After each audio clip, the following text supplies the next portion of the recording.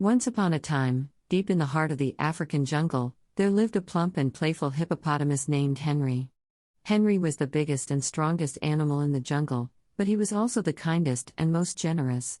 One day, as Henry was basking in the warm sunshine by the river, he noticed a crocodile lying on the bank, moaning and groaning in pain. "What's the matter, Crocky?" asked Henry, leaning down to get a closer look. "Oh, Henry, it's my tail," said the crocodile, wincing. "I was trying to catch a fish and I hit it on a rock. It hurts so much, I can't even swim."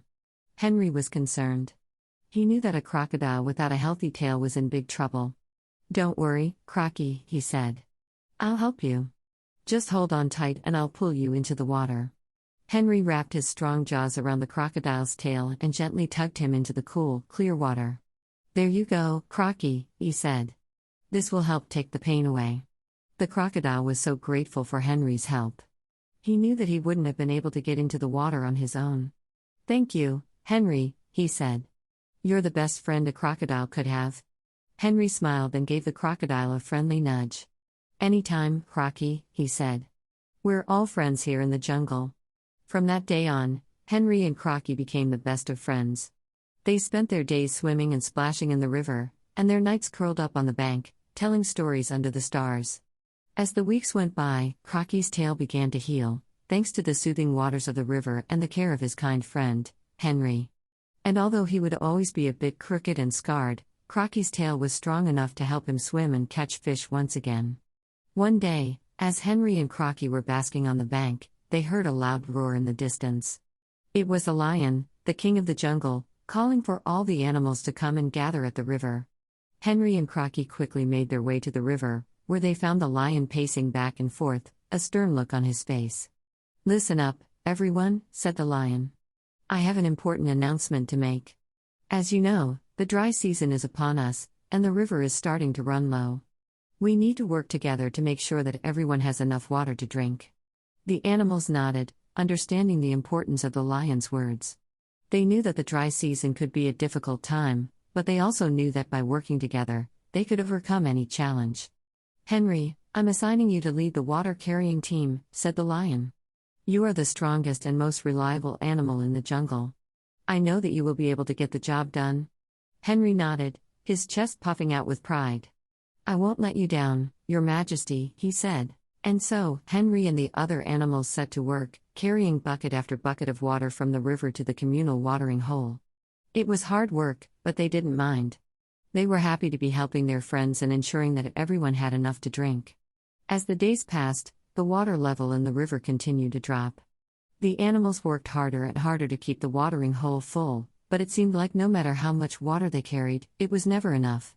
Henry was starting to worry. He knew that if the river ran dry, it would be a disaster for all the animals.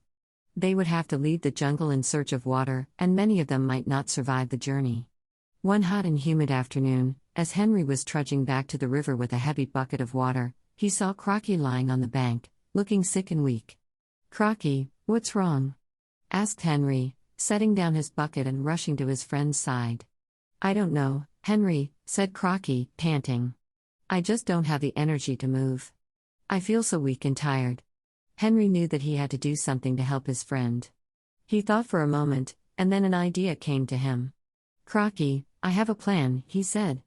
"I know where there's a secret underground stream that flows all year round.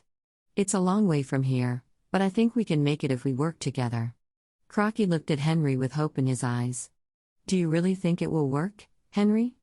he asked. "I'm sure of it, Crocky," said Henry. "We'll carry each other on our backs, and we'll take turns resting when we get tired. We can do this, I know we can." And so, Henry and Crocky set off on their journey, determined to find the secret underground stream. They walked for miles and miles through the jungle, over mountains and through valleys, never giving up even when they were tired and thirsty. Finally, after what seemed like an eternity, they reached the entrance to the underground stream. It was a small, hidden cave, but when they peered inside, they saw a glimmer of water in the distance. Henry and Crocky rushed into the cave, their hearts racing with excitement. They waded through the water, laughing and splashing, until they reached the end of the cave and emerged into a beautiful, crystal-clear lake. "We did it, Crocky," yelled Henry, grinning from ear to ear. We found the secret underground stream. Crocky couldn't believe his eyes. The lake was a paradise, with trees and flowers and all the water they could ever want. "Thank you, Henry," he said, tears of joy streaming down his face. "You are the best friend anyone could have. I don't know what I would have done without you." Henry gave Crocky a hug and a smile. "It's all thanks to you, Crocky," he said. "You helped me see that we can overcome any challenge as long as we work together and never give up." And so, Henry and Crocky lived happily ever after, enjoying the beauty and abundance of the secret underground stream. They spent their days swimming and playing, and their nights telling stories by the fire.